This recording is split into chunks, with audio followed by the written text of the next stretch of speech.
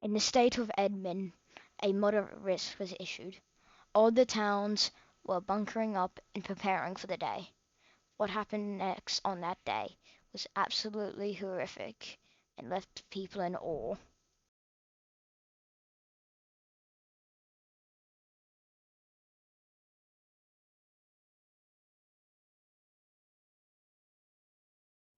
Storms started firing up at 8 a.m., more suddenly heading northeast. The first tornado would be remembered greatly as it didn't cause any damage but was extremely large.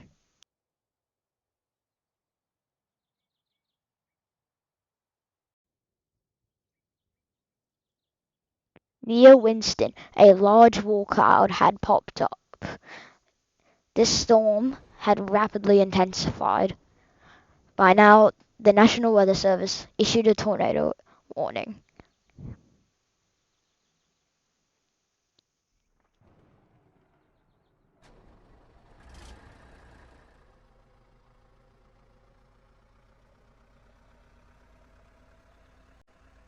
By 9:30, a large funnel had been reported by storm chasers. The National Weather Service issued a even greater risk, a PDS tornado warning, as it was headed for the town of Winston. At 9:35 a.m., the tornado officially touched down.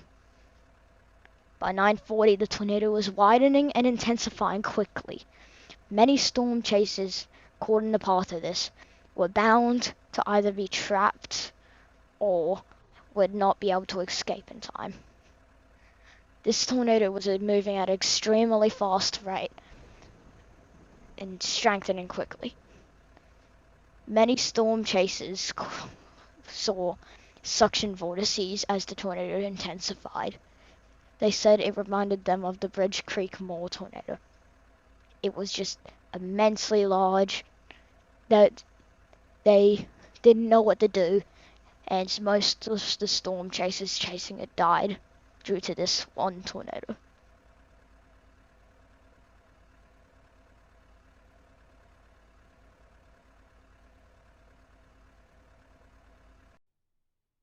At 10 o'clock, a new storm had formed.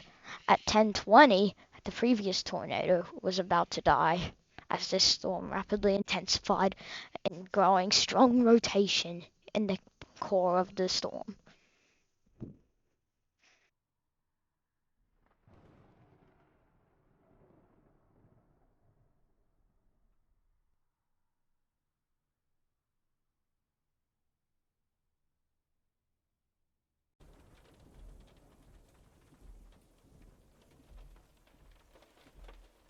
At 10:50, storm chasers had reported touchdown, as well as radar indicated touchdown. This tornado slowly approached into Winston as a weak condensation tornado. This tornado was very weak, doing nothing but knocking trees over and uprooting them. Not, not much debris was seen, but just a really photogenic tornado. This tornado went on to strengthen quickly after hitting Winston. It started having many suction vortices inside of it and causing immense ground scouring.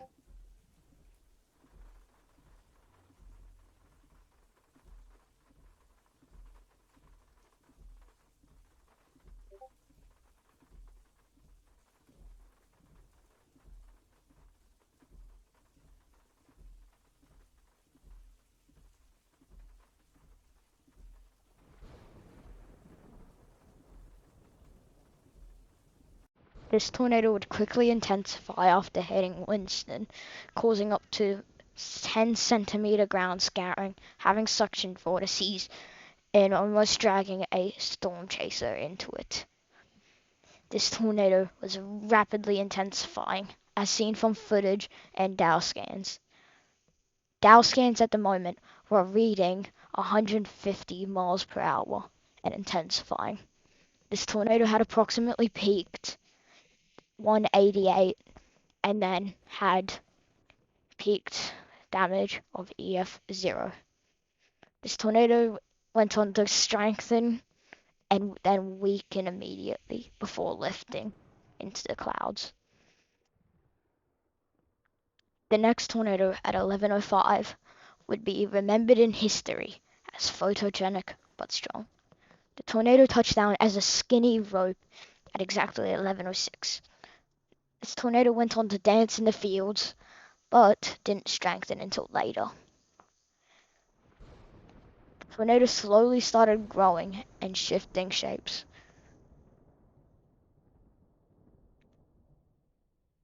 Rotation started spinning up and velocity was strengthening quickly, indicating strong rotation. Dow scans at this point were reading up to 120 miles per hour.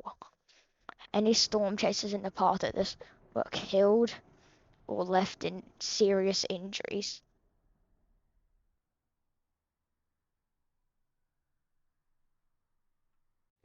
The tornado's wind speed started strengthening quickly as rotation sped up and Dow scans were strengthening. Many storm chasers at this point were seeing elliptical vortices or horizontal vortices, indicating strong rotation in the tornado. Dow scans at this point were reading up to 180 miles per hour as the tornado strengthened and crossed the road. At this point, the tornado had strengthened so much that ground scouring was being caused.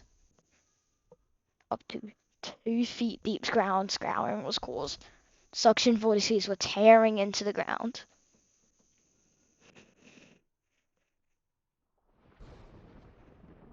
At this point, storm chasers were terrified. This tornado had reminded them of the Ely, Manitoba tornado.